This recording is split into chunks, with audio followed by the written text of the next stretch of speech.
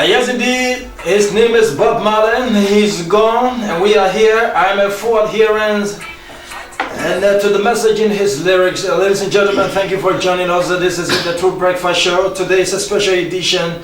We are having three distinguished Liberians here to talk about a very important date in our history, that bloody Saturday, referred to as April 14, 1979. We've got three persons from three different backgrounds, but one ideology, I think. I'm sincere about that. We have Sam Jackson. He was a leader in the PAL, the Progressive Alliance Liberia, PAL. Very good. And he will give his position on what happened that day, what happened during that day specifically, and days leading to that day. And of course, we are pleased to have with us Emmanuel Bowier. He was in the government and he followed the situation. And finally, Mr. Colmany Wesseh, he was with us yesterday, so he agreed to sit with hey brothers to discuss this day. It's very important. The reason we are doing this, we want history to be told at least from a more fairer position, so that everybody can know what happened in the younger generation. So let me use the opportunity to officially welcome my three distinguished gentlemen. Good morning and welcome to the show. Thank you. Thank you. Okay, I want to start this with, what is the similarity between you and the two other panelists? Well, these are my very close and dear friends, individuals I have the greatest amount of respect for. People I've known a very long time. Ideology wise? Well, basically, we don't have, we have one ideology. That ideology is the improvement in the socio-economic conditions of Liberians. And we've demonstrated through the way that we have lived our lives, we have lived we have been examples to not just to the family institutions and to the general society, and these are two of some of the really, men of integrity, men of substance that Liberia has ever produced. So I'm very proud to be in this august gathering. Thank you very much. We refer to you as a neutral man because so myself were discussing that earlier on. So I said, no, you cannot be neutral because you are part of the government. And the government had a position, so I want to get your take. Good morning and welcome to the show. Thank you very much. I think Solo is correct. I'm not completely neutral per se, because I'm on both sides and in the government. Okay. So the government had a position and you were on the government side? At that point in time. Okay. But there was a time that I was in the student movement. There was a time that I was interim president of the student government. And it was during that time that I interacted with Sam Jackson's group called PAL. So you're also a progressive? Well, in the beginning I was. Now they will tell you I'm when the revolution. You run away from the progressive? No, let me tell you what they said when the revolution came. They wrote an article in the university spokesman, and they said that I was a lost child of the revolution. Okay. Maybe I'm still in the wilderness. Okay. We'll send somebody to see you. But when I was interim president, Sam Jackson Group wanted to bring their Revolution magazine into the country, and they wanted to be distributed, and they found it difficult. I told Daniel City that he could use... Don't go into history, you're wasting more. We'll talk about it. Because you say Sam Jackson Group, you're not start punching very hard. No, you're not punching. They said they are revolution, that was the name of it. That was the name of it. What was the name of it? Okay, wonderful. Okay, big brother, for the second time, thank you very much for coming. Thank you. I want you to state the similar, any similarity? Well, I'm happy that we are able to talk. These are wonderful people, each of them with a take in the Liberian people's struggle, the Liberian people's history, the more recent history, especially the ferment of the 70s. Thank you very much. For you already recognize that you are a progressive? Oh yes, certainly. Right. I definitely would like to continue to be. Okay, let me get some rules here. We will not accept interruption. I will try my best to give at least the same time to each and every one of you.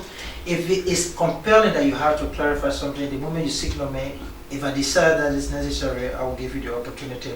And because three of you are of high integrity, high standard, so my younger audience, my younger guests will not see you as behaving like most of them. I trust they're going to be an intellectual engagement. If it is important and necessary, we'll have an extended edition of this presentation this morning. So I'll give you the next 5 minutes, Mr. Sam Jackson.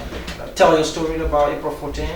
Then from there we'll move on. Okay, thank you very much. Okay, thank you, ladies and gentlemen. First of all, you and I have an unfinished business. Okay. I was in the studios a while back, and I made some assertions on Liberia's economic growth in terms of our growth compared to that of Sierra Leone and South Sudan. I said it was about 8%, and Sierra Leone was at 18 and 22%. You want to correct it? No, yeah, we have to correct it because that's the way I am. Okay, we have to correct it. The definitive secondary source to project economic growth is the International Monetary Fund World Economic Outlook. Okay, that's where those figures came from. So Jackson, this is totally distracting. No, but no, it's not distracting. I have to. The man who are engaging you, Okay. he's already contributing. But you see, but you didn't call me back. To give you the opportunity. Not only to give me an opportunity. Now you're stealing the opportunity. Yeah, exactly. Okay. That's what the progressives do. They're opportunistic. They are distracted. Thank you for praising. Thank you very much. Okay, your minister. Thank you very much. Now let me just basically tell you that the events of April 14, 1979, which are wrongly characterized as the rights riots, was not just about rights, it was about rights. You have to look at the historical antecedents, things that happened in the past. Why did a group of young men form an organization in the United States of America, okay, to push for multi-party democracy? You have to look at the Liberia of the 70s, the 60s, the 50s. Since 1955, when the Independent Tory Party was annihilated through the killing of S. David Coleman and his son, there had not been multi-party democracy. You had a Tory Party, political, social, and economic hegemony. And it was that hegemony that constituted broadly what people residents refer to as the oligarchy. The Liberian of the Liberia of the 1960s was characterized by characteristics of the antebellum South. The top hats, the tailcoats, Matilla Newport Day, okay?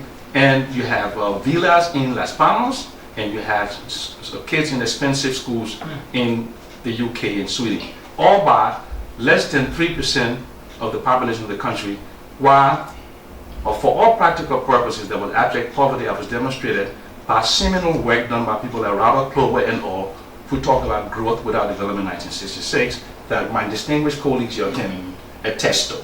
There was phenomenal growth, economic growth. We'll talk about April 14. Yeah, but I'm saying you have to get the historical. So you see, April 14 for me is a blip, okay? But the catalytic conditions that precipitated April 14 didn't just happen in April 14. So if you just look at April 14 in isolation, you would you start using terms like extremist young men, intransigents, or Tory party, and those. So you have to look at what was at stake on April 14, 1979. And what was at stake in April 14, 1979? It was the really challenging a system that had rooted itself in power for so long, for 133 years, that had never been challenged at this level before. So when they announced the increase in the price of rice, and my colleagues, okay, who were on the ground, decided that they would protest that and call attention to what they consider, and there were no economic argument, it didn't make any sense, because this was a system that basically based itself on a free market system. So how can you say there's a free market system and you want to increase demand and you increase the price? What you want to do is, if you want to help suppliers, is to what? On the supply side, access to finance, fertilizers, and all of the other things that have been. But if you, this is an input-dependent economy, even in 1979, what you might want to do is to increase the number of suppliers. Okay? When you increase the number of suppliers, exactly. And then also, we knew for a fact that members of the president and his family were engaged in rice importation and rice production. So when Dr. Chenoweth, at that time Florence Chenoweth, announced, okay, that there was going to be an increase in the price of rice, okay, and the government had planned to do so, that's when we started to rally. Now, I'll be very clear to you, okay? We also use this as a pretext to demonstrate our own political strength at that particular time, because we were moving toward the formation of a party, okay? And just as you will find from when others speak here, the government was determined to prove that there was no dissent in the country. So you see those two extreme elements, so to speak, caused the cataclysmic events of April 14, which ultimately have given us the multi-party democracy. But so I'm here not to argue with my distinguished colleagues. What I'm trying to accomplish in this conversation is what are the lessons learned from April 14, 1979? And what are some of the things that approximate April 14, 1979? And how can we avoid the reoccurrence?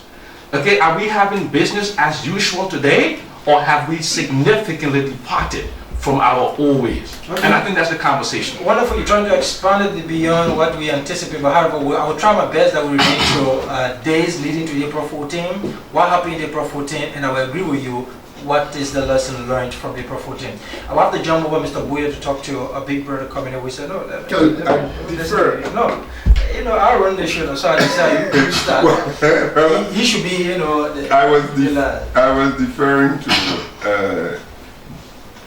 Emmanuel Bowier. Okay. But you insist. No problem. Mine would basically be that, I'm not going into the history. I think we have a common agreement that something was wrong in our country, and that from the time of the beginning of our times and Edward Wilmot Blyden and the Colmany situation, I think there's been great concern about our country and about change.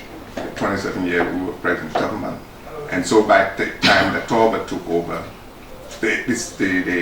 the society, the Liberian society, was set on a course of change just by Tolbert himself coming. Because when I was born, I didn't know that there was anything called president. In fact, president meant Tolbert to me.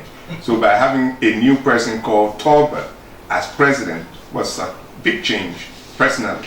And by this time, I wasn't even at the university. Now, so I agree with the analysis, that the background that Mr. Jackson gave. We're saying, from having done so, what did we put in place as young people, idealistic, young, vibrant, strong people who wanted a change? What were the different institutions? What were the different approaches? And I think that's where we need to reflect and say, this is what led then to April 14. How those institutions that we put in place, how the systems that we're trying to put in place, a challenge, how we manifested the challenges, the advocacy, and how that led to April 14. That's what I'd like us to talk about. And beyond that, of course, is the lessons learned. What are the lessons from the events leading to April 14?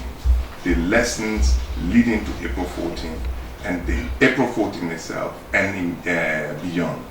That's what I want to do. Okay. But having said that, I'd like to close this opening remark by a real tribute to our fallen Judy Bryant. And Mr. Bryant, I worked with him. I was in the transitional legislature. I chaired the committee on the peace process in the implementation of the peace agreement and national reconciliation. And we saw each other nearly every day to make sure that we kept the peace process, of course. And that's the only agreement in the history of the Liberian war that was implemented to the letter, that we didn't have one day beyond the scheduled time. It was really, really, truly, I know that, it was to the wonders of Judy Bryant. And I really salute him. Okay, I join you also to salute him for his service to the motherland. Mr. Bowier, I hear you for 5 minutes. Thank you very much. As I said, I'm not neutral in this whole debate. I'm all over. It's like you're cooking rice and jollof rice. And I'm like the water in the jollof rice. I'm with the rice, I'm with the meat, I'm with the vegetable, anything you put there, I mix with it. Okay. I say that to say that I went to the University of Liberia in 1970. February 1970, I entered the university. 20 years old. I went through all of the changes there, and so I can look on both sides and see what happened. I spent 2.5 years studying agriculture before I rebelled because my father forced me to study agriculture. I rebelled and went to study sociology. So between those years, I got to know what happened. I was at the University of Liberia when President Tubman died in London Clinic. During the President Tubman's time, the University of Liberia student body were like a group of people who didn't know what was happening on earth. You just go to school, learn your lesson, go home. Sometimes they found some leaflets around, and the National Intelligence and Security Service would move in and take down the doors in the bathroom to go and analyze it to see who wrote these things about the government. The Speaker of the House, Richard Hendricks, came to the university to tell people to just study a lesson, go home, eat your raw palm oil and rice, and be satisfied. Don't rock the boat. All this was happening, and then Tubman died suddenly. Tolbert came to the scene. Vice President succeeded the president. When he came with a different talk.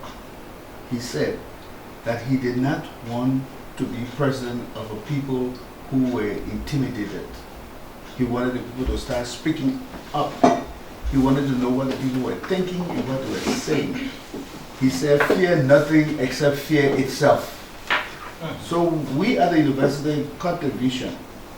I had graduated from Todi Mission in Gov't Todi district. I was head of the debating society there.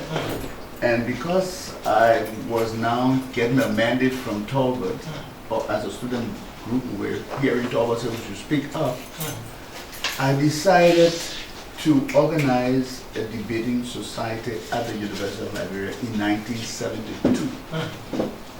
Out of that debating society, Stuart Cooper, Vivek Chesson, myself, and Victor Weeks organized the Intellectual Discourse Committee at the University of Liberia to further spur on more debates.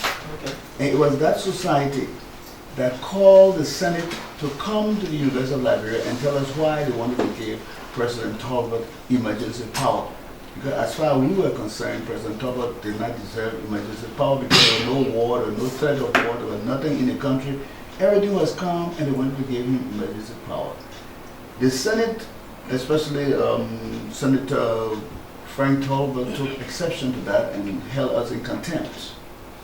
I have a letter here signed by the Secretary General of the Student Council, Mr. S. James Van Gooset. On here? Oh, the year is right. I will let Salma Webb do that before people think I'm interpreting it. You look at it yourself. You see that paper doesn't look like now. It was on June 20, 1973. June 20, 1973. Yes. When we wrote to the Senate to say that Siwa Cooper, who was our chairman of the Intellectual Discourse Committee, seeing Siwa Cooper at local today, that Siwa Cooper had a right to call them to answer why they should give Tolbert emergency power. And to his credit, Senator William P.S. Tubman Jr. agreed to come to the university and explain to us the circumstances. Senator Tolbert felt that it was an insult to him, and so he held us in contempt. Well, we didn't go down in fear. We gathered a group in the university, Tubman Hall, the big hall where you entered, attached to the auditorium. We drafted a letter to the Senate on the blackboard, and we told the Senate that according to the Constitution of Liberia, we have a right to call our legislators and to instruct them.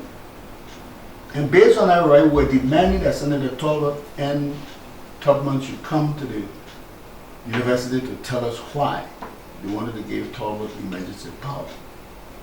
See, you saw the time that was before MOJA was organized. Yeah, but we sent it to... We have here May 31, 1973. The statement was written June 20th, 1973. Okay. But the letter was written, May 31st, 1972. Okay.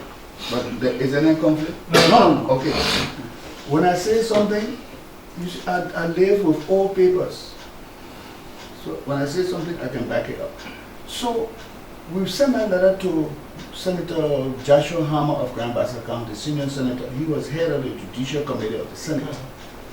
He read that letter, they took it to the Judiciary Committee, and they were forced to write us back and to say that they would not hold us in contempt because we were right. I'm giving you this background to say that I'm on all sides. I'm on any side. Then you leave from 1972, when you had Intellectual Discourse Committee, and you come to 1970, about 74, 74.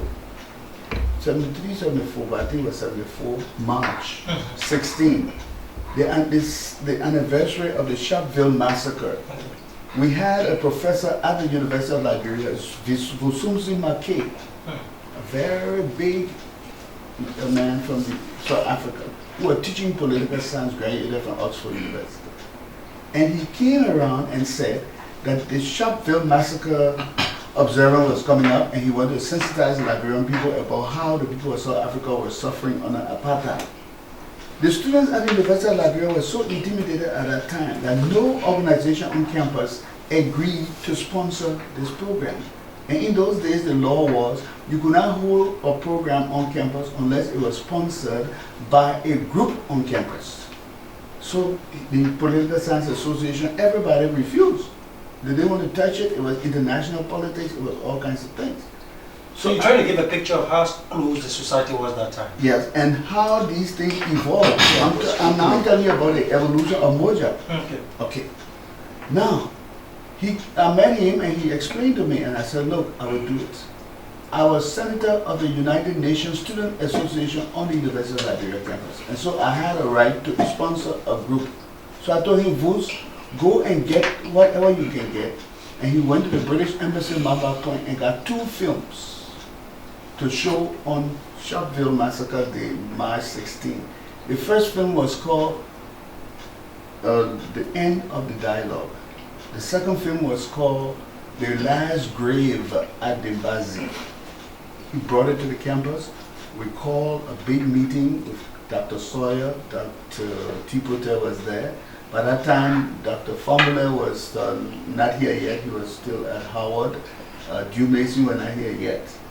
So we had this program, and the University auditorium was packed. We watched that thing. We watched the people being shot. We watched them being hung. After the whole thing, Emmanuel Bowier in those days was not. He was a young man, very slim with his afro hairdo. Okay, dude, I understand. But what I'm saying, let me conclude. I'm concluding now. Yeah. He came forward to the front of the auditorium and said, we have seen all of this. What do we do with this? How do we use this information? Who did he? Emmanuel Bowier. Emmanuel Bowier came forward and asked that question. Out of that question, you have William Russell, Kankala, all these people there. Out of the question that Emmanuel Bowier asked, a lot of suggestions came up, and so we should form an organization that will popularize the struggle of the people in Southern Africa. Okay. That organization became the Movement for Justice in Africa. And what was Tipote in that movement? Tipote, by that time, Tipote was a professor on campus.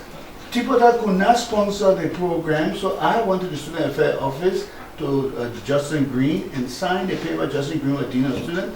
I signed a paper to host that, the showing of the film. Which gave rise to the creation of MOJA. Yes, that day. And then we elected Tipote as our leader. Okay, that's historical fact. It's really appreciated. And I'm happy that Tipote and Sawyer are still alive. Okay, so let's go back. I want to start based on what you said. You said this riot was not about rice. It was about rice. Well, how come the argument of the planned protest was the increment in the price of rice? The first question, was there any formal announcement made on radio that the government was about to increase the price of rice? Absolutely. Okay. Absolutely. They said they are planning to increase the price of rice because this, and they put in the policy measure because they would help local producers. They said that, and we were completely opposed to it. But I want to give you the history of PAL briefly. PAL was formed, 950 Rutland Road in Brooklyn, New York, in 1974. Bacchus Magic at that time had some issues with the council. He was vice council, and he was accused of having converted some funds that was meant for the council to his own use.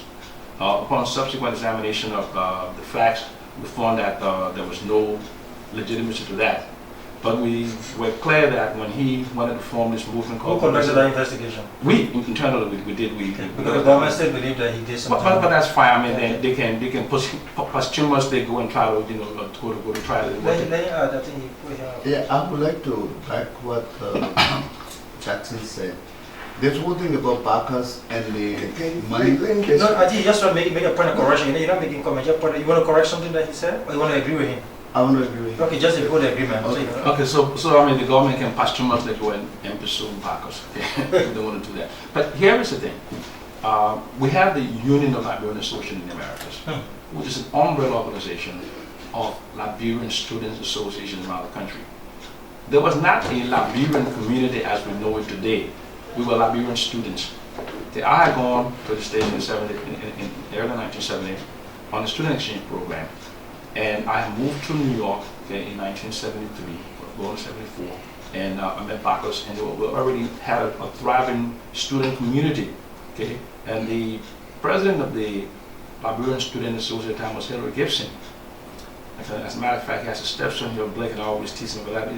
That PAL was formed in his apartment. People say it was from my apartment, but the initial discussions were held in my apartment, but the announcement was at 950 Ruffin Road. So when it was announced, we called a meeting and we decided that it was Bacchus heading his organization would be a wrong symbol because of the fact that it had some issues. They would see like a vendetta. So they asked this young man, Samuel Jackson, who I was very active in student politics at Pace University. What was Tolbert Gov't with him? Tolbert was an active member of the Progressive Alliance. Honestly, he recommended you? Well, he basically said, let us put the soil board there. He's the one that can But anyway. So how you got involved? Exactly. So what happened was that but it was based on acting.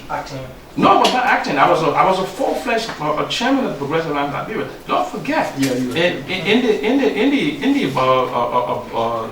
Brooklyn of the 1970s, I was a firebrand local revolutionary in Brooklyn. So Pascal, when you were elected, yeah. But now, I was working for Children Hadman after school. Okay, I was working for Children Hadman in New York, and I was headhunted by the government of Liberia. Okay, Charles Green, of Peace Be to the Ashes.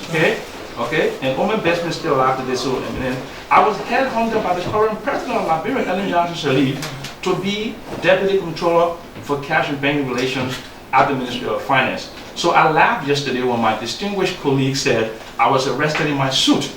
In the uniform of banking and finance and economics, okay, at that time in New York and even in Liberia was a pinstripe suit and a polka dotted tie. So I went to work. So if I was arrested in that outfit, I was manifesting what the uniform was at that time. But I'm just saying this.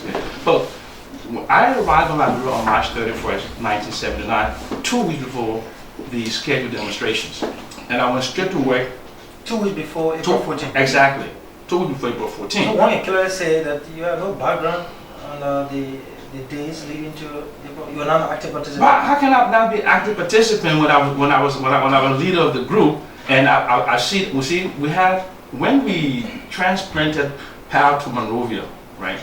I stayed in the United States and was running the affairs of PAL in the United States, and Bacchus was here to recruit. So PAL Liberia, Bacchus was the chairman of PAL Liberia, but I remained the chairman of PAL USA just to see when you have CDC Liberia and CDC USA today. Okay. So when I came home, they wanted to have a role for me, and since I was an expert in economics and finance, said, well, Mr. Jackson, why don't you take the role of Minister of Finance of PAL Liberia?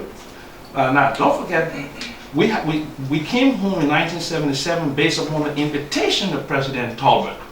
When we formed PAL in 1974, Tolbert dispatched Milton Greaves, his press secretary, to the United States because that was the first time they had heard any idea of dissension among Liberians anywhere on the planet at that time, talking about the issues of economic and social rights in the country. Okay, so he dispatched Mr. Greaves, and Mr. Greaves tried to convince us to stop our advocacy. And his exact words were, "Do not wash our dirty linen in public." And one of the reasons why we're trying to stop that because Tolbert was about to get an award called the Family of Man Award, as you remember coming in, was trying to get that award. And he was also president of the World Baptist Alliance. So this facade that Liberia, the most stable African country, and all of these things were pretty much at stake.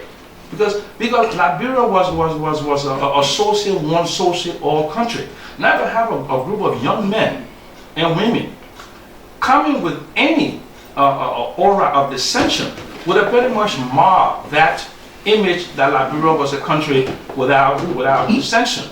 So so Tolbert invited us in 1977 to come to Liberia, and I came to Liberia in 1977, and we had a meeting. At that time, Oscar Quia had gotten a job as procurement manager at Lamco, and Marcus, myself, and Oscar Quia met with Mr. Tolbert at the executive mansion. He welcomed us to Liberia, and he said, "Gentlemen, you know, we stand this thing here, but this thing about pushing the system too far, we think you guys should go slow enough with us." But we were hell bent on forming a political party. That was our prime objective, and our objective was not going to be deterred because we were looking forward to the next election to elect somebody who had the passion and who could deliver on some of the socio-economic achievements that were not being achieved by this group without development. And so Baka stayed, and Quia stayed, and Quia began recruiting in northern Liberia, in Nimba. That's how come people like Dike Wanselier, Sam Doki, they joined the organization from there. That's how PAL was, in terms of strength, the PAL's strongest was Nimba County. Okay. Thank you for the background about PAL. Let's talk about the rise and the right. Okay. The rise. Okay. When did you reach the decision? What was the issue compelling that decision that you were planning this demo? Okay. It was clear that the oligarchy was going to impose this increase in the price of rice, whether anybody liked it or not. And as you will hear from the government side, they had just trained a new riot force. They had pretty much trained some new soldiers and what have you, because the OU was coming. So they wanted to also test the strength of their riot forces and their military forces against internal dissent. What are you talking? You mean they trained the police because they were anticipating a riot? Absolutely, because there was a OU coming. I mean, when they do over the Olympics, anytime they're having a major event anywhere in the world, you train for crowd control. And in their own case, if you look at the history of the country, the military had never been used for external aggression. The military had always used to suppress internal political rights. So this was the same exact thing. And as Mr. Bowier was, reminding me, okay, it was clear that Oliver Bright, the Minister of Finance, had guaranteed. Justice. Minister of Justice, I'm sorry. Let's get that straight. Right. You planned the riot before. We did not plan a riot. We planned a demonstration. Okay, the protest. Right, you planned the protest, right. And the government used that opportunity to test the police. Well, yeah, in fact, they were gunning for that. You see? Understand that. Okay, thank you very much. I think it's good to provide this explanation. They were hoping that we would go in the street. I'm talking about the constabulary force and the ministries. Tolbert, I don't believe, was a man of peace. But they pushed him to the point they said, and Tolbert would have allowed this demonstration. And I can speak, I think, for Tolbert as a man, a very tolerant individual.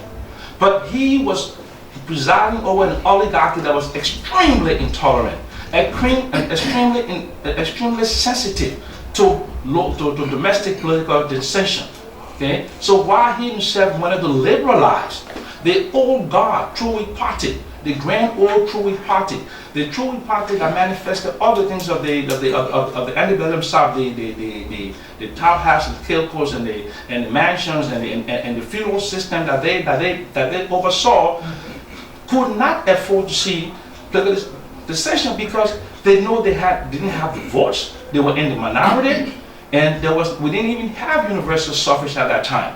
If you didn't have a house, according to the law at that time, you could not vote. So there was so only property owners of vote. And we tested the system in 1979 with the mayoral race, Sawyer versus Horton, and that election was never held because they tried to change the goalpost. They said, okay, I'm still interested in this rice situation. The government announced they were increasing the price of rice. Right. Was there any indication that that action was not about to be implemented? Yes, it was clear. It was clear. It was clear. So how come the people got on the street after it was clear that that decision would not be implemented? No, I mean, I see it. I think you're trying to be. But No, I'm asking a question. No. I think, but implicit in that is that they were not going to do it. They said they were going to do it. We said if you do it, okay, it's bad for the people. And to demonstrate our opposition to that, we're going to have an outpouring of mass people in the streets to protest this, to show that the people don't want to see an increase in the price of rice. Was there any attempt on the part of any of your colleagues to talk to backers to allow this to remain and not to go ahead with the plan? We had cut off the demonstration by the night of April 13, 1979. Did you communicate that cut off? We did not communicate that because there were only 2 stations in the country that particular ERW and ULSU. So we asked practically it was not known by. Yeah, but we asked them to allow members of the Progressive Alliance of Liberia to assemble at the headquarters.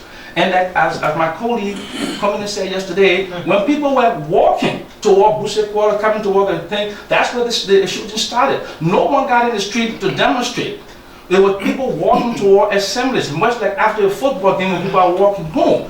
Because they were very jingoistic. I see Bowier shaking his head, but we'll come to, I want us to interact. I'm interacting with him so that we can get his perspective fully. Then, of course, we'll move on to Mr. Wesseh. So there were attempts on your part, or you stopped, you called off the demonstration, but you were not able to communicate that to your followers and those people who believe in what you're about to do. Well, okay. What was your main argument against the incremental price of rice? Well, as an economist, there was no economic argument. It was a stupid economic argument. You cannot go and say we're going to increase the price of something, right, without putting in some controls and what have you. And the thing about production of rice is not, it has to be demand driven. And it has to be, and the same way an input dependent economy, okay, we have 1 or 2 suppliers. So the thing was to open up the market. Because we proved over the years that the issue of the price of rice is directly proportional to what? The number of suppliers in the market. So the more suppliers you have, right?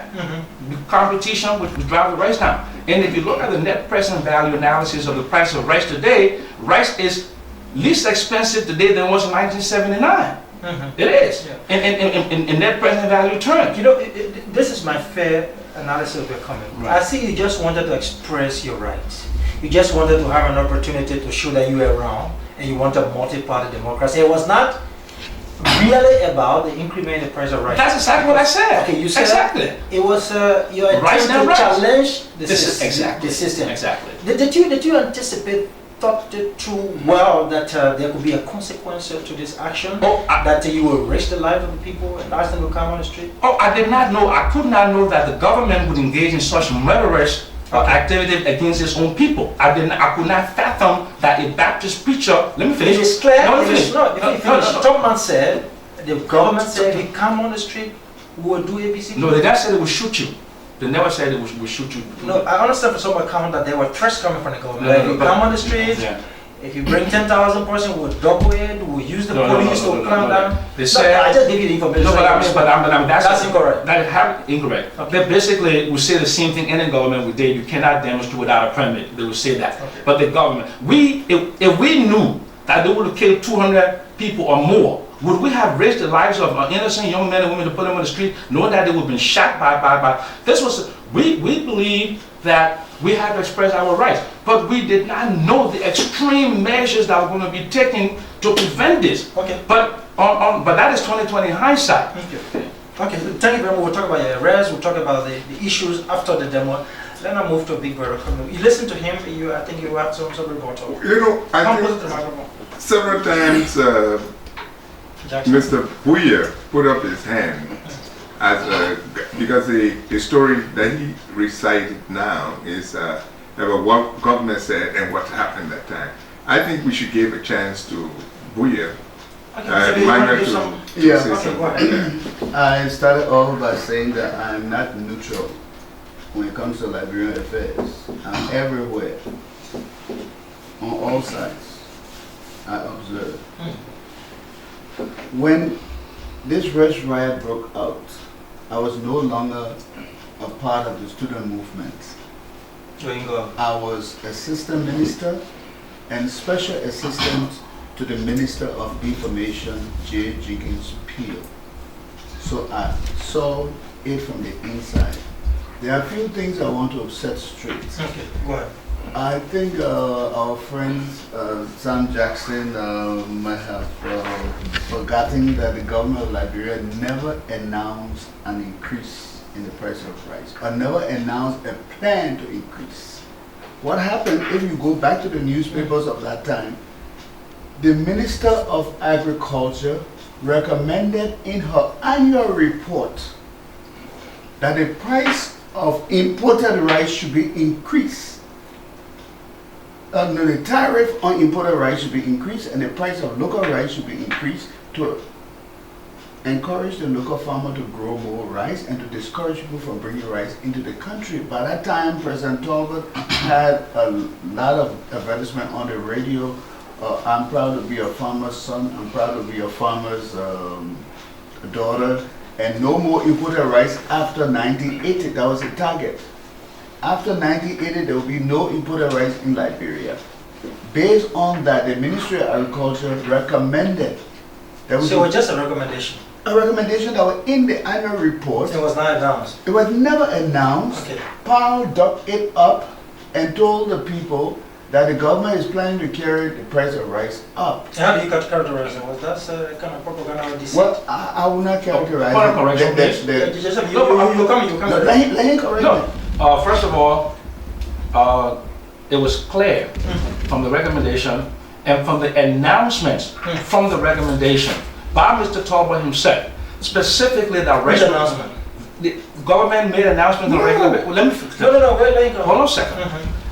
The Government made recommendation, announcement. yeah, it's like you put something in your. But what was the announcement? No, What was the announcement? Yeah. In look, so we are, Let me make clear. Government made an announcement that they were increasing the price of rice. there was a Based on the recommendation. recommendation. There was a recommendation, and it was talked about. It was in the newspapers. It was everywhere. It can be talked about, but was that an official announcement from the government that they were taking a decision? The president of the Republic Which of Liberia newspaper? said he Yeah. was inclined Which news? to accept the recommendation of the Minister of Agriculture. No. He said that. Hold on a No. second, but do not listen.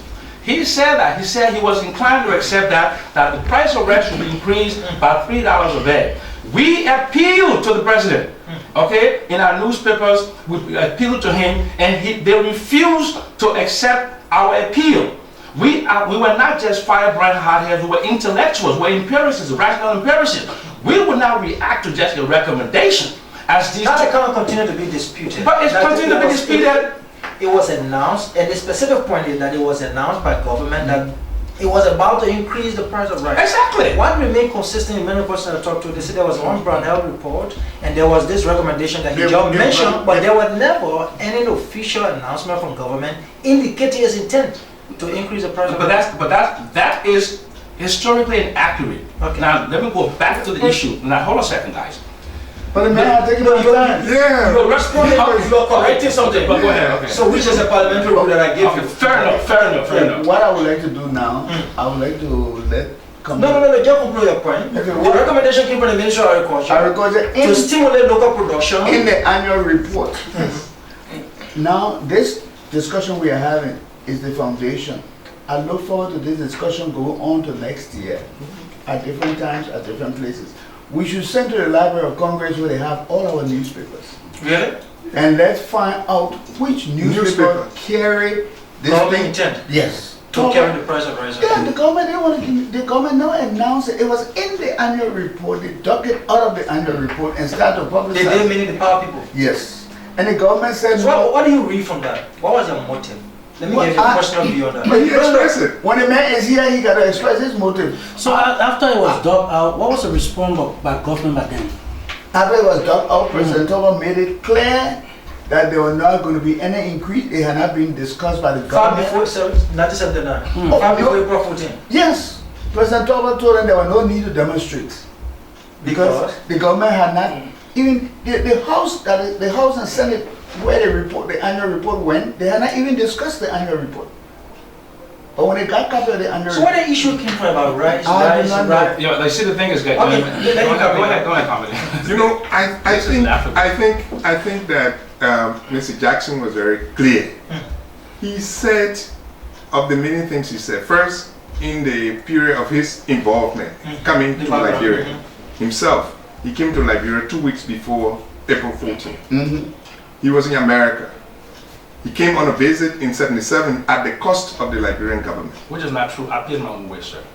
I never said that, so just to clarify. All right, okay, he paid his own way, but President Tolbert invited him and he paid his own way. But the other people that President Tolbert invited, he paid their way and put them in a hotel. That's not even true, sir. But that's not true. That's not. No, but see the comment. other people. You want to disparage? No. They say you. No. Other people. But let's clarify that this is a lie. This is vulgarity, and I will not accept explanations.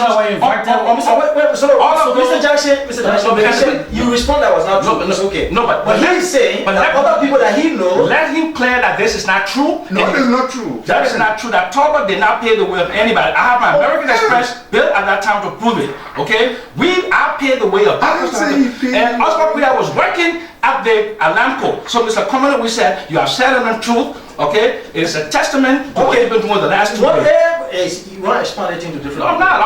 No, I told you outside that we should try to be a little bit.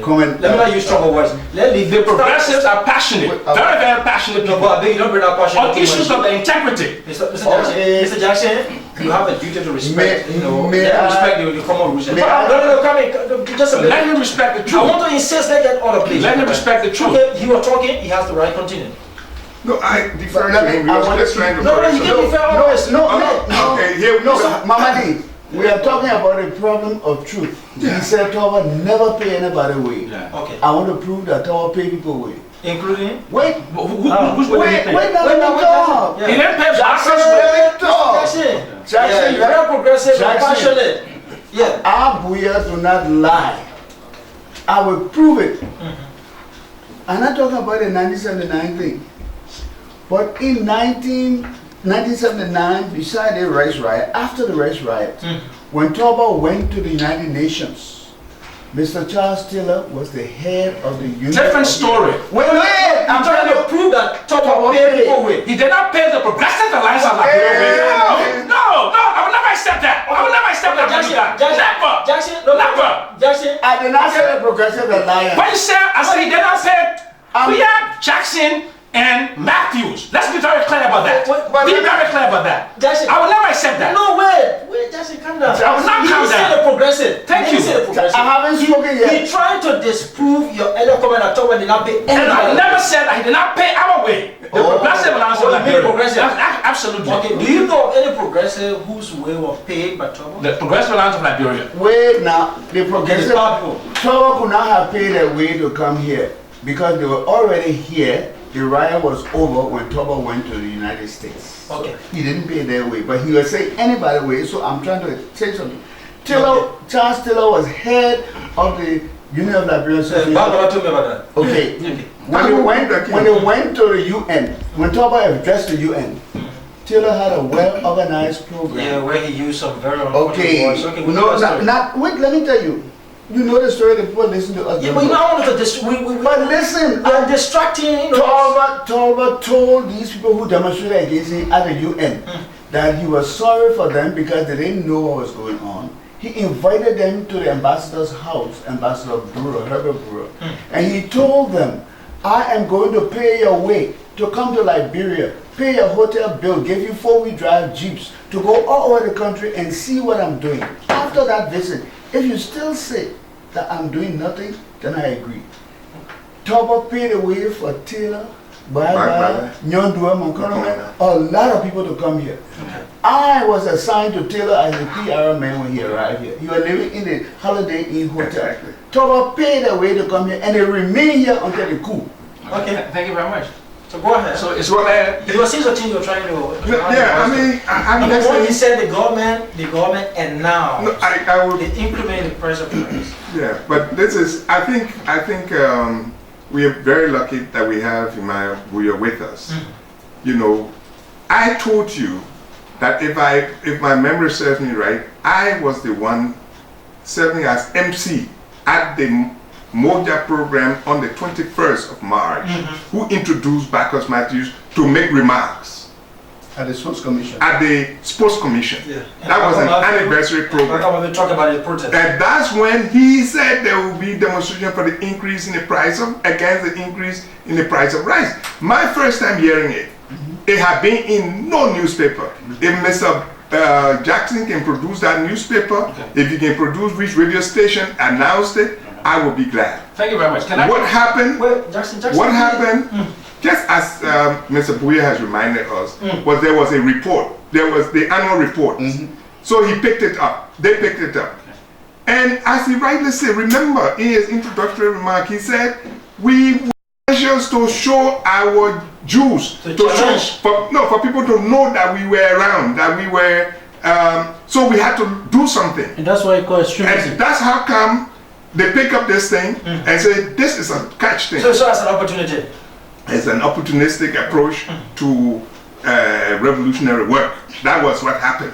Now, after that was done, mind you, this is between 21st March to April 14. How many days? 14 days plus 9 for 10 days. It's a total number of 24 days. People should know that. Yeah. Within those 24 days, there was all this leafleting that there will be demonstration against the government wants to increase price of rice and this and leafleting. They were not using radio station. There were no newspapers in town. There was the Daily Star and what they call it, something else. Then the three-party newspaper, the Liberian Age. There were only 2 radio stations in the town. So all of us did our work through leafleting. We make small and those days computers were not around. Yeah. We were using mimography machines and we get distributing it. There were no telexes, no cell phone, no text messages. All right, but that thing worked by way of mouth. Now, Mr. Jackson, our good friend, was in the United States.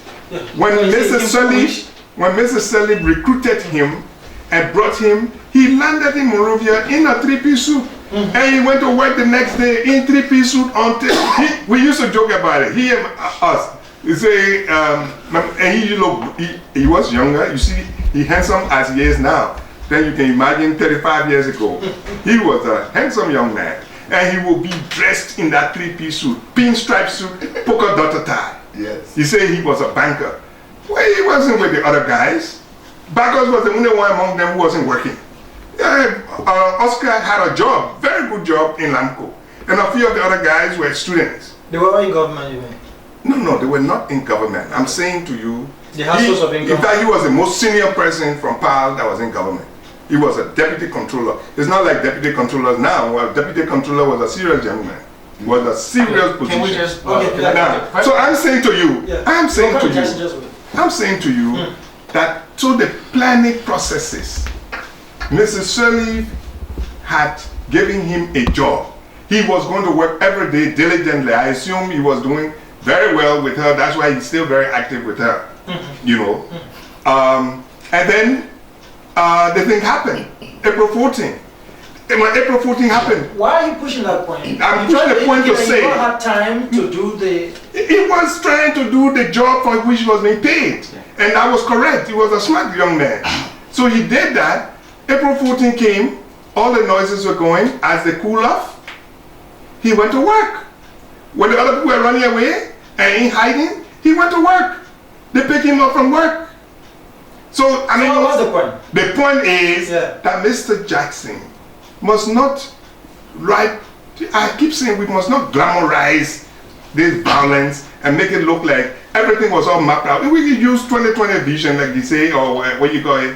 We can use our hindsight. And since it looks glamorous now, we can all claim what we've done. Okay. But me, who was named as one of the ringleaders, I'm saying to you what we did and did not do. Now, those who think it's something big to say we participated, we exercised extreme view because we wanted to be known. Because that was a real issue. People wanted to be known. Before that time, people saw MOJA, people didn't know the difference between MOJA and PAL and all of that. PAL Revolution magazine was distributed by MOJA people. There were no PAL people on the ground at that time. People were just organizing. Everybody who was anybody was MOJA. So it was MOJA cadres who were distributing. It was MOJA that had the influence within the Student Unification Party that had the influence on the University of Liberia. We agree with most of the things. I agree. Yeah. Can I So respond? and I must say, Yeah. when Bowier speaks on this issue about the university in the 70s, the 10 years between 1970 to 98. yeah, to 1980. Let's say between the 8 years, 6 or 8 years, between 1970 to 76, Yeah. 78, Bowier was an absolutely influential figure Okay. in the student movement on the university. Thank you. Alaji Kroma, Bowier, and a couple of the and Siwa Cooper, D. Kankalo, I'll play some and all of calls to some of those. the names you just called in. Okay. Biarekova, Red, a couple of these people. Thank you very much. He wasn't around. Thank you very much. Okay. No, but he Okay. First he of all, agree on that. first of all, gentlemen, I think these two revisionists that look so glamorous. Let me just tell you what the facts are. The Liberian Studies Association, University of Indiana, have historical records. Every single historical record of 1979 talk about the planned increase in the price of rice. Dr. Azevedo, Gus Levinar, Marion Frankel, Albert Port. These are the seminal authors and chroniclers of the era.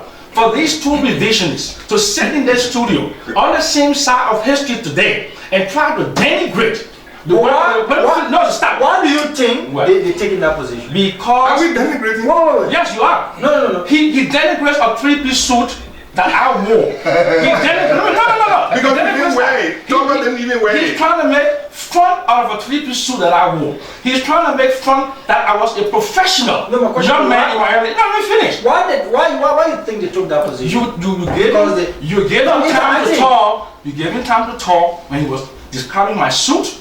And But what I you ate described that it day. first yourself. Okay, you mentioned it first So, yesterday. please, yeah, go You ahead. mentioned it first Yeah, go yesterday. ahead. I'll make no excuses for being an accomplished young man No, at the you age I recognize was. that. You say you were a Okay, freshman, yeah. I'll make no excuses for my role. I will make no excuses for the role. If we go to the Liberian Studies Association, University of Indiana, all of their work, all of the newspaper reports from that period talked about the planned increase in the price of rice. The progressives are not stupid to put people in harm's way when there was not a machinery putting into action the recommendations So that you of. said this was a pretext towards the formation of the political party. We're also testing the strength. I said that. I said So that. not about rice business. I said it was about rice and rice. I said that the right to assemble has to be cardinal in a democracy. What will be key to this younger generation today, the democracy that you are enjoying, is upon the blood of those 200 people who died in 1979. That brought you 1980, that will keep to you the 1986 Constitution. If you want to denigrate the work of D.K. Wanselier, his own poem, the Wotapia. I'm going to get you one more. Mr. Mr. Colmany said, Let me ask some questions. Let me ask some questions. You are one of the organizers. You are one of the organizers of the protest. Right. Mr. Wesseh, please, you are the organizer.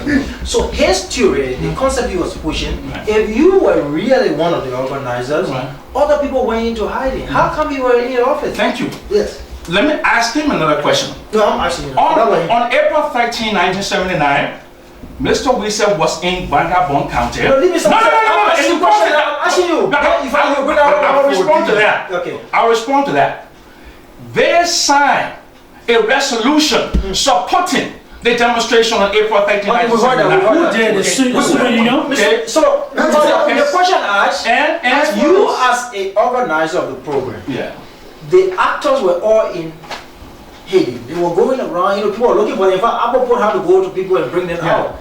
You were the organizer. How come the next day were you in the office if you were strong about this? But I'm not a coward. Okay. These cowards were trying to, they ran away. Okay, I'm not a coward. Okay, Was Why didn't you go to the police there station? any plan to arrest you?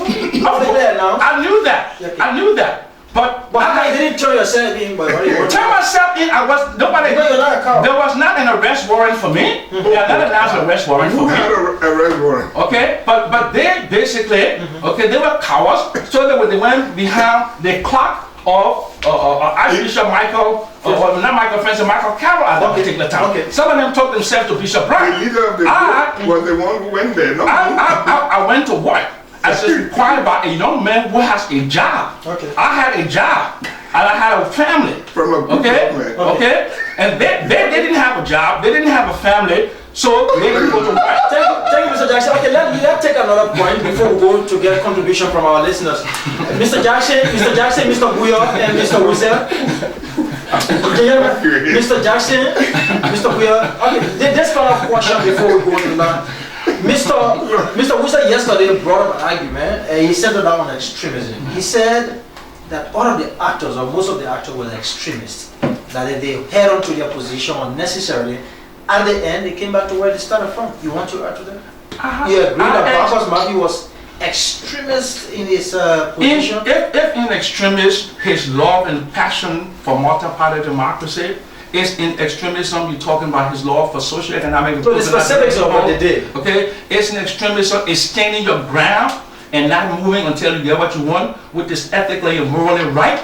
Then we are extremists. But it's also by extremists, you talk about a state, it's so-called shining star of Africa, Africa's first black republic, that mowed down hundreds of young people in cold blood on April 14, 1979. And you want to come and sit here and revise that history and make it history to reflect positively on these people. Then I have a serious revolutionary problem with you. Okay, very well. A question across the board, because yesterday you expanded extensively on extremism. What can we learn from April 14? What should we do or what we shouldn't do from the lessons of April 14? I want to start with you, Mr. Bowier. Yes, I told you before that I live with old papers. You asked me a good question. I don't want to spoil the answer. Okay. I will let Marcus Matthews answer you. Yes. By reading? By reading the letter that Marcus Matthews wrote. Let me see. Okay, you read it. You read it. Oh, let Solomon. No, let me see it. Yeah, you read it. Oh, you read the place that I started? Yeah. Yeah. Read the whole letter. Read the letter. Dear Mr. President, I appreciate the fact that the authorities permitted me to write you this letter. Sir, permit me to express regrets on behalf of myself and my collaborators and to note the dilemma which we young people face. Your thoughts and actions, sir, are based upon experience of things as they have been, as far as they are, and therefore as they can possibly be. We, unfortunately, know only the present. We are the now generation. But being young people, our minds are fertile for visions. We want things as we think they ought to be, but we lack the experience of the process by which they have reached this far. This is our problem. Yes, the costly lessons we have learned tells us that we are going nowhere for nothing unless we can rely on the experience and wisdom of men such as you.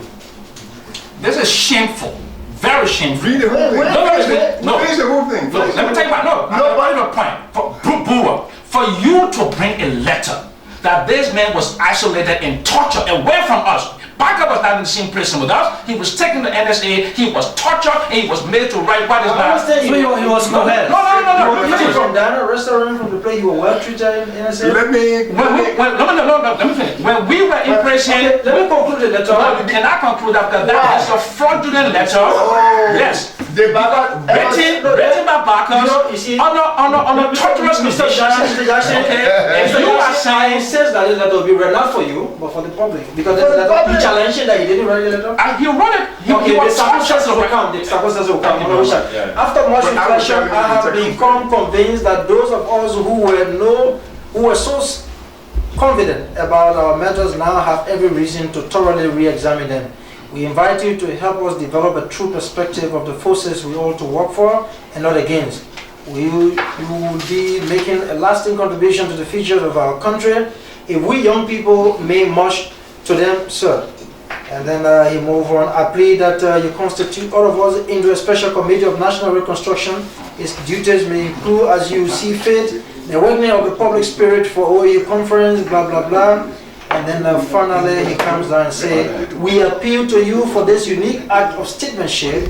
There are reasons why you are president. And as I told you once, you are far from being just another African head of state. As my father used to say, good God made some people, but He created others. Okay, do you know why that letter is bogus? Because on March 8, 1980, the same Barkus Matthews who wrote such a beautiful letter praising Tolbert, called for Tolbert's resignation. But let me stop. Did he disclaim this letter anytime, Tolbert, that he was tortured? This letter was not a fair reflection of his intent. Barkus is a man of integrity. To release us from jail, it was a deal. It was a deal because OAU was coming. The Brownell Commission had been very clear about where complicity. Let me finish. This is part of the deal. I'm saying this was part of a deal. Okay. So now this was extracted, but this is the same Barkus Matthews who led the midnight demonstration. Who talked about the sanctimoniousness of Dr. Tolbert. He called for his resignation. How do you justify? How do you compromise the two extreme positions? Less than a year later. Okay. But no, that is the point I want to make. If you're writing to say you are in prison, and I ask a straight question, let me finish. Did Barkus disclaim this letter anytime? Barkus disclaimed it to us. Not publicly. Because it was a part of the deal. Publicly. Not publicly. Okay. Great. So it is important for you to understand. Well, we who are reading history will believe that Barkus did this out of his conscious mind. But then you are how do you compromise that with the May Day demonstration and calling for Tolbert's resignation in March of 1980? It has a lot to do with that. Okay. Basically, if you're saying that we have little minds, we are children, we don't know what we're doing, okay, and we will work with you, set up a national committee to work together, and then less than a year later, you're asking for this man resignation, and you're working actively to remove him from power. Wonderful. We cannot compromise that. Jackson, thank you very much. No, I think really we should be. I think Mr. Jackson should cool up a little bit. I would not cool up. I think no, you have to cool up. I believe for the sake of this discussion, you have to cool up. This is passion. People die, and the blood of those people sought this ground. To cool up is the right thing to do. Okay, I think that you have to. Yeah, go ahead. that we all. It needs to be fair to Barkus, because Barkus had learned a bit, and in the most part of his life after April 14, Barkus had been a very cooperative person with every single government. His attitude to change was totally different, to the point that even he fell off with his friends within the own organization. That he stopped so being member. He wasn't even member of. I think by the time he passed, he wasn't member of UPP. So you don't believe now, that let he me was tell you. No, but he doesn't know the story, and he was in prison with me. We're all in prison together. The day that Wilfred Clark, who was working with President Tolbert, came to the prison to get Oscar Quia. Oscar is still alive. You can call Oscar. Yeah, we ain't contact. They called Oscar We'll try and contact and got him to go with them to Bentall. They went to Bentall. They met Barkus there. It was not the first visit of Barkus. Why you're in jail? Why we're in jail? Barkus that was not his first visit to Bentall. Were you in the same prison with the same jail with Barkus? Of course No. He was isolated. No. He was isolated from the rest of us. But it is important for the people to know. No, you're innocent. He was an innocent by himself, a 28-year-old young man by himself. That is false. Listen. What is false? What is false?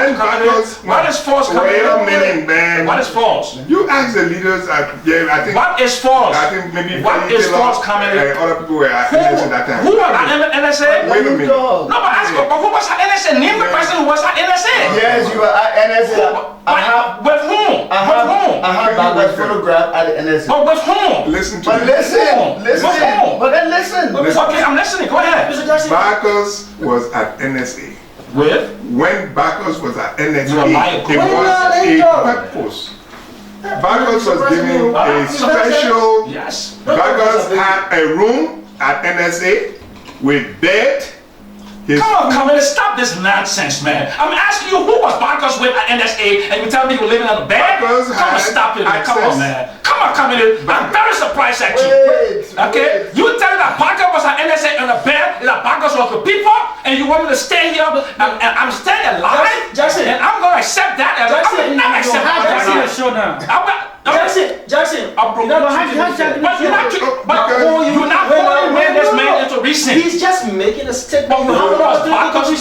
Who was Barkus with? But you've been disruptive. You know what? Stop that, Jackson, you know please. What? You know the day that's what happens the day when people start digging up the truth. Mm-hmm. Others who are laid on so much lies will end up getting very angry. Because for a long time, many of us have been quiet. And I'm saying to you what happened on that day. Bacchus was at NSA. We had been arrested. We had turned ourselves in. It was after we turned ourselves in. Who was he with? No, I don't know who was with, but he was there. No. He was there. The fact that he was taken in if you ask today, one of the things that annoyed one of the I don't know, I think it was an agent there, but the Shield, there were a couple of guys. I don't remember now whether Freddie was a NSA chap at that time. But listen to this. If you ask Quia, one of his anger was that Bacchus, who was the head of this, all of these things, sometimes who did not listen to them, was giving this special privilege out there, and we were suffering, sleeping on the hard floor. I'm telling you about the difference in the condition in which we live as prisoners. So anyway, the point is, he was taken. They came for Oscar. Oscar went to Bento. He met Bacchus there. There, they had all this conversation. Also remember that Tolbert was Bacchus' godfather. Tolbert was Bacchus' godfather. I also heard that. Tolbert and Bacchus had some link. I had some link. The Tolbert said to me, wait a minute. My father was a cook for Tolbert. My father was a cook for Tolbert. No, I think you want to disprove. But I'm saying, let it come back to the issue. Quiet, Sam. Stop shouting, please. Now, so in that meeting, when Oscar returned to us, to Central Prison, he said, look, don't go there. So people think they were doing over there. That's what he said. Bacchus? No, this is OJ. OJ, he said, I come up with things they were doing over there. Then the son there, they were talking their thing. You know, they facing something that we don't even know how they will do it.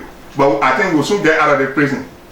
Okay. That when he came back, Bacchus wrote this thing that you just read in his own handwriting. Yes. Bacchus was a very reflective person. He would not just do something like that just to please somebody. Nobody wrote it for him. Bacchus wrote far better than many of us. Okay. And including people he was with at that Bento meeting. It was not his first time visiting with Tolbert, them going to Bento while we were in prison. We heard a couple of visits that are taking place. Now he was in detention with us. And we joked. He had just been in the country. He had not been in the country for more than 2 weeks when he came, or 3 weeks when he came. Leonard J. And we joked him all the time because I think his soup was still in the prison cell with us. You know. I mean, this guy. I'm a good friend. He's a good friend of mine. But sometimes he can get. You said Bacchus was with people at the jail. I didn't say that. He said that. I did not say that. He was trying to mention somebody put our working. Working there? Yeah. No, I said. And Bacchus will tell you, he told us, Bacchus did not hide the fact that he had access to Mr. Wesseh, we'll have to go at least extra 15 minutes above our regular time. I mean, this young man should stop shouting. This is important. The intention, but I'm going to make this thing quick. Yeah. The intention of all this is just getting the history straight to say that after this, and after the midnight demonstration, Bacchus, just check his record. He stood, he took position, he has been president who said, at all times, you will be consistent with the law. You will follow the law. Bacchus never anymore organized any kind of demonstration against legal authorities. So he supported Doe, he supported the interim processes, he supported Charles Taylor. Yeah, there were criticism for that one. 077469794. 077469793. But let me place this call to Senator. He been calling, he been texting. I don't know what really he wants to say, but I think I will do my best to place his calls through. Okay, he's on. Senator, good morning. Hello? Yeah, go ahead. Thank you for the opportunity. I think a lot of the space on the show has been wasted on unnecessary arguments. And I was disappointed in the show too.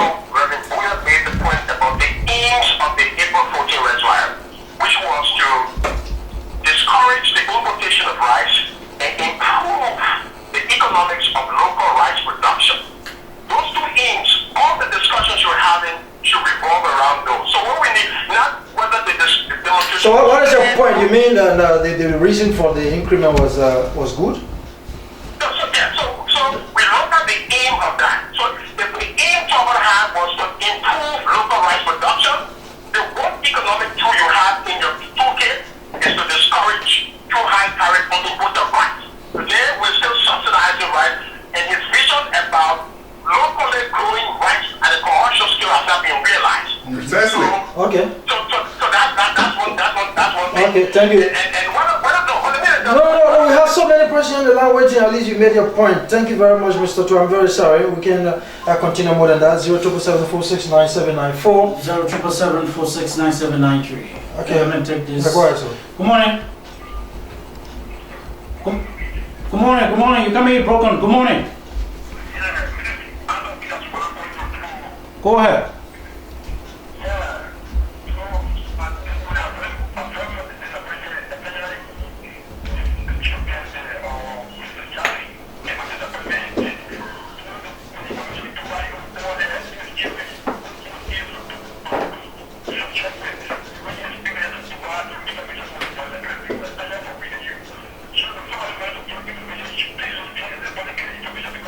Okay. Thank you. Go ahead. So Good morning. take questions.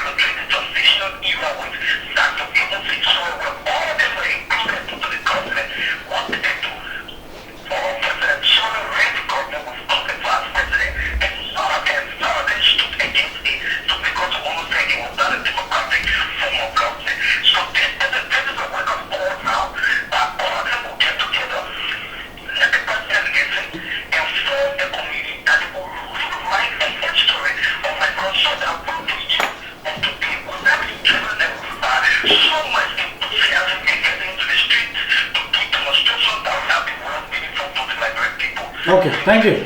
Good morning. Good morning, you live. Go ahead.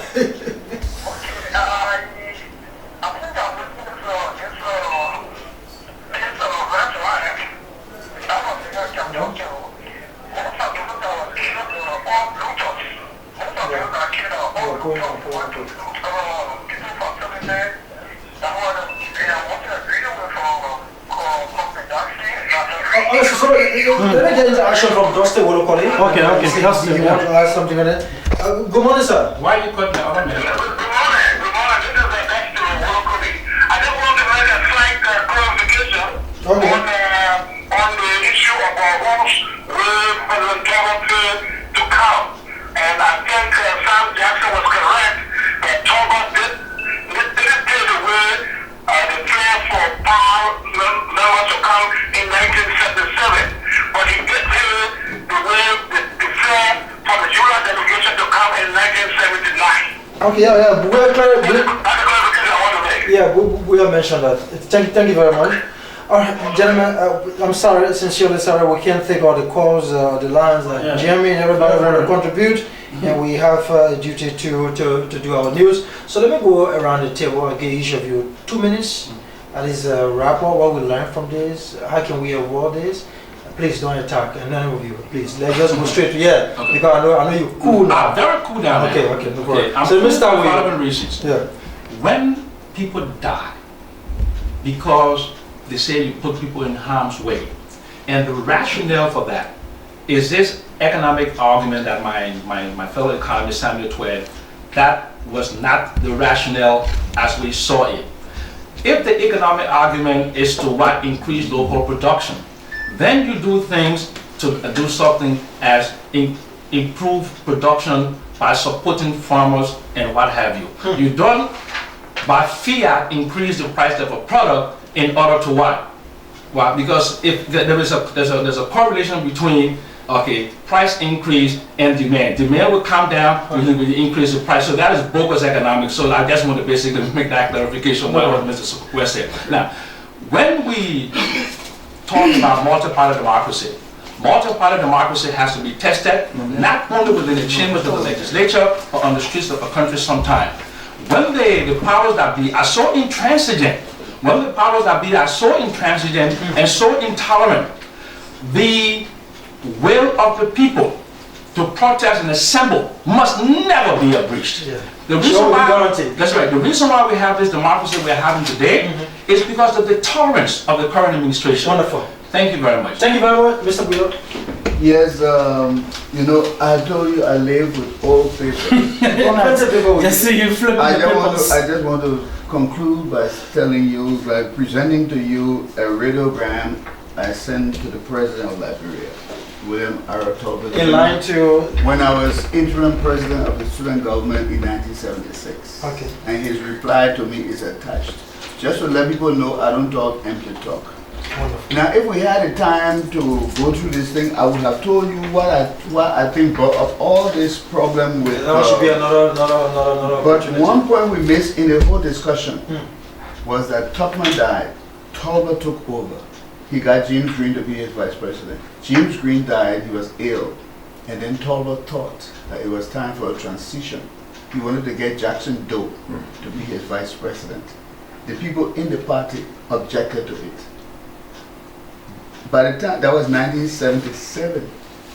By 1979, the indigenous group were convinced that this system did not want to include them. Okay. That set up a lot of things. But that's as I said, this is the foundation. No, but let me just get a quick reaction from Mr. Snow. I don't know what you want to say. Good morning. Yeah, very good.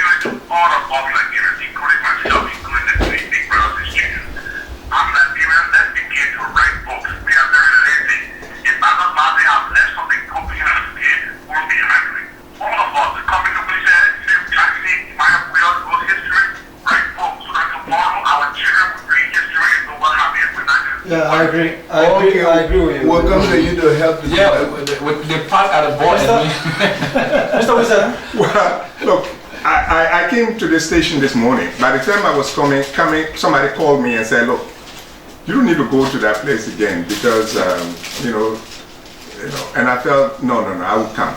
Because the people who were coming were so wonderful, good friends of mine. But I came purposely to make the point that I made before. I say we must not glamorize violence. We must at this time avoid extremism in all that we do. Whether through our newspapers, through our radio stations, through our speeches. Because I know by the letter you saw that was read from Bacchus, by the various examples that exist, that sometimes when we take a position which is extreme, we end up coming back 360 degrees to the same position we started. And I'm saying that let us help our young people this time, that we must not just jump, especially when we do not have the facts, when we do not have the experience. Bacchus said it, that there is some experience about things that people do. So, but as a young person, you are idealistic. It's well and good. As a student, that's your job, to be idealistic. Thank you. But at the end of the day, those of us who provide leadership must continue to allow that this idealism should be reduced to practical implementation steps.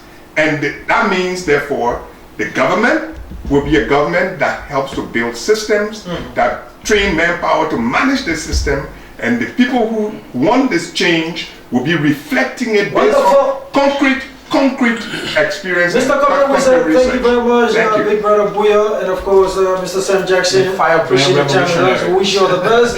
Thank you for sharing breakfast with us. Inshallah, so let us will be here on Monday morning.